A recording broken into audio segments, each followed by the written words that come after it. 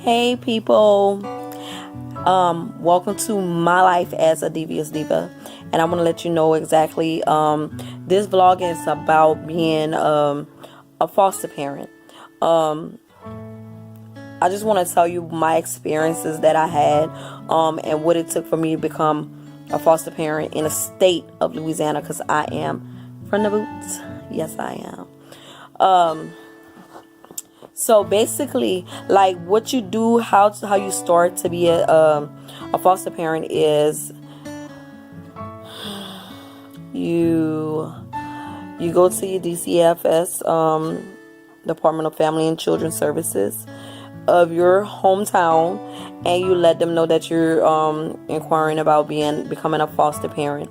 Now, in the state of Louisiana, you cannot be just a foster parent. You have to be a foster parent with the intentions of adopting that child. So you'll be going to class for fostering and adoption of that child, children, or however many kids you get. So the first step that you will be taking is calling them, and letting them know that you would like to take classes to get certified. You're going to take classes, which out here in Louisiana, it depends on what part or what not.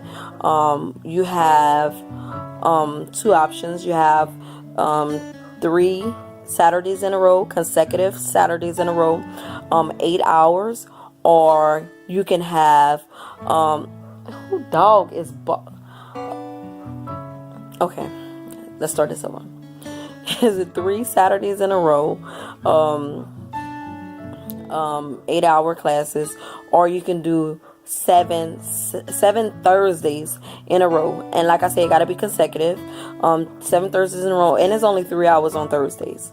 But me, I wanted to get it over with. I wanted to do the 8 hours, because I mean, I am not about to go Saturday. I mean, Thursday. No, that's too much. Let me do all my stuff at one time and be done with it. Because I was so excited to become a foster parent. And once you take your classes, which the classes are fun, I have to say, because I'm not a people's person, but your class is gonna start up huge, like huge. And it was a lot of role playing. It was awesome. I can say the classes was fun. Basically, it tells you, it puts you in these kids' shoes, and they do different scenarios and whatnot. And sometimes, like, when you go to your classes, the classes might be big, and then they start dwindling down and stuff like that. I mean, it takes a lot out you. Also, it's heartbreaking to know, like, these kids actually go through things like this, and it's sad. It's sad, and your heart has to be in the right reasons. Please don't try to do this for money, because it's not. You don't get much at all, for one thing, and the little stipend that they do give you, that goes towards my babies. That is strictly for them. I will splurge on them and let them have a grand old time. So don't think you about to get paid. Yeah, I'm gonna do this, I'm gonna do that, or whatever. And that's one thing. That's my peppy. I cannot stand. And I kid you not. I see a lot of these. Some of these foster parents I see, they looking good, and then you look at their children and you be like, what the that's what I wanted to say, is they doing with their little money. And I say little money because they only get a little bit, so why take it? You know what I'm saying? I understand that you probably need, but you don't need to. That's the whole point of you taking care of yourself, your household, before you even get that child. That money should go just to them, because that's enough just to get them what they need, regardless of the matter. So and I've seen a lot of these, like, they have these children look raggedy. Come on now, it does not take a lot. Stop laughing, baby. Oh, you're so silly. I have one little baby now, and beautiful. He's always happy baby, and I wouldn't trade it none for the world. And I'm hoping and I'm praying to God that I will be able to adopt him. But that's a whole nother vlog. So with that being said, I see these foster parents got these kids, got them looking raggedy and ratchet looking, and it don't make no sense.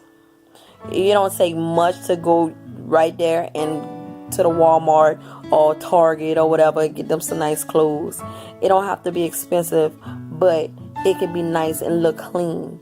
Some of these kids don't even look clean. So that's my thing. I cannot stand that at all. But I'm getting off the subject of becoming a foster parent anyway. So you get a little stipend for them or whatever. Just please don't try to get it into it because of the money, because it's not much at all. You'll be upset because it's not nothing for you to live off of. It's for you to take care of your children with their money.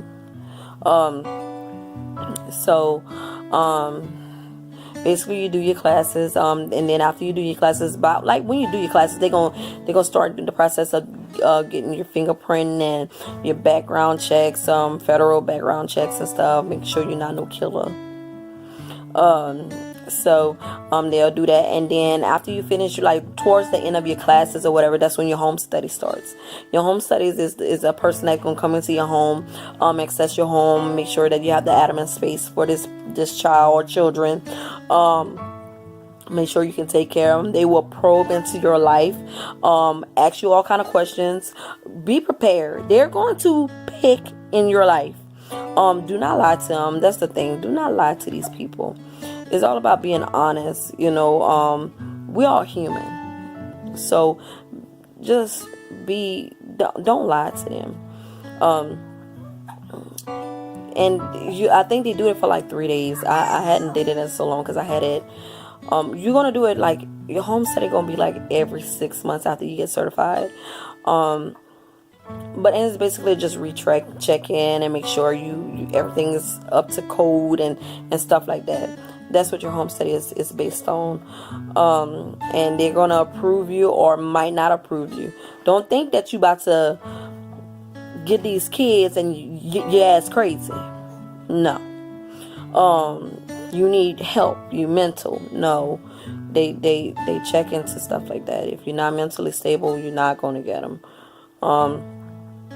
Make sure that if you have children, make sure your children is understanding to these kids and open up to these children coming into their home. It's because it's emotional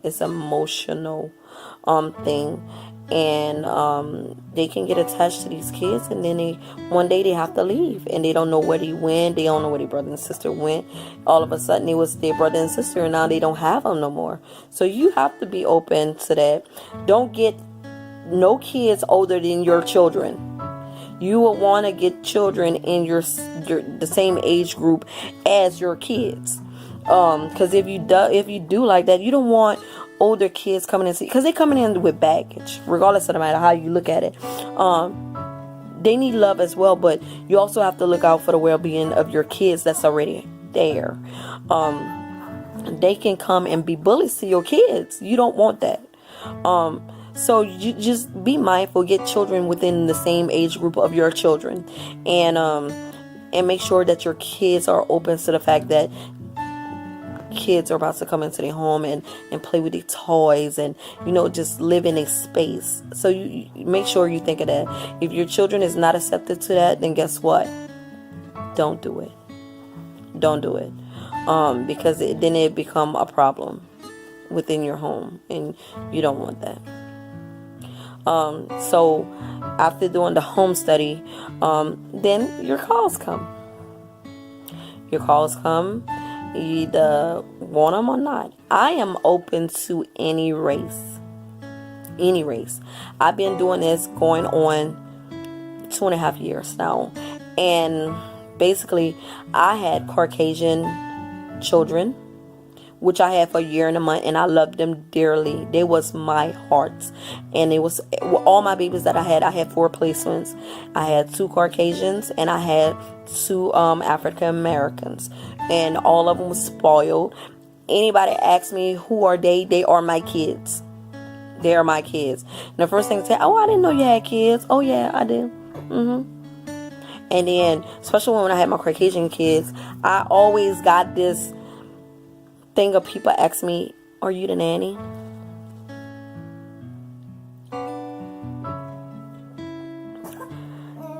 No, they're my children. And I get upset because don't ask me no question like that. First of all, don't even question me about my children. I'm not going to tell you why they're here. I don't know. I will tell people they're foster kids. They're my kids. So I had one tell me, ask me, or is the dad white? I said, yes. Yes, he is. And he'd be like, oh, okay. So, I mean, you get things like that. Now you are, they do ask you, what do you want? You can have the same race as you. You can just get the same race as you. You can only just get, say for instance, I just want all girls, or I just want all boys, or anything like that. You down to how you want your children to look. Oh, I want a mixed child with pretty hair and green eyes, and yeah, you can do all that, but it's not a day that they probably all call you. Yeah, you can do all that. They'll ask you like, how would you want your child? Yeah, but to me, all children need love, and I don't care what color. You can be purple and pink. Is if I have space for you, oh yeah, I want them. That's my babies. I don't care if you got polka dots. That's mine. So, yeah, you get people like that, and sad to say, it's crazy. My little babies, my first 2 placements were the Caucasian kids, and it was 1 and 10 months, and I had them for a year and a month. I also, after they left, I got a 6-day-old baby, and I had him for 6 months, and he left. Now I have a 7-month-old now, and I had him since he got out of the hospital as well. And he was 2 months old when he came to me, but he was in the hospital for 2 months. So hopefully I'll be able to, I wish I could have adopted all my placements, all of them, because there was my loves like spoiled, very, very spoiled. So I mean, this is part of what you, and it's short and sweet. I didn't want it to prolong and go on about having a whole hour of what you need to do, but it just some things that you have to do in the state of Louisiana. And then I actually followed this Louisiana same-sex married couple, and Naturally Net. I love them. And they adopted, twice, and I look forward to that. And what really got me into it was Kimberly. I watched Kim and Lizzie, and they are my inspiration. Once I saw them, and I knew that I wanted to be a foster/adopted parent. So hopefully I get my forever baby, and I'm still praying, and I'm thanking God just for letting them, me be a part of their life, and just giving me a chance to love them. So I have a lot of people that has, you gotta have a support system, and that's one thing I do. I have a support system. So you don't want to have people be like, well, why are you doing this and why are you doing that? Don't do it for the people, because trust me, if you listen to everybody, you wouldn't be with nothing. So I love my babies, and I'm gonna continue to love them, but right now I'm just taking it one day at a time. I want to spawn my little baby that I have now, before I even take any other. I want to know where that stands, to where if I'm going to adopt him or not, like that. So this is my first blog, my first vlog,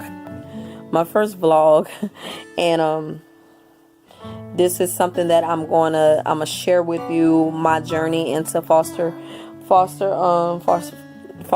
and my life as a devious diva, because baby, I'm not no angel, so I'm sorry for looking kind of ratchet, but it's my own day, so I want it to be comfortable. please subscribe to me.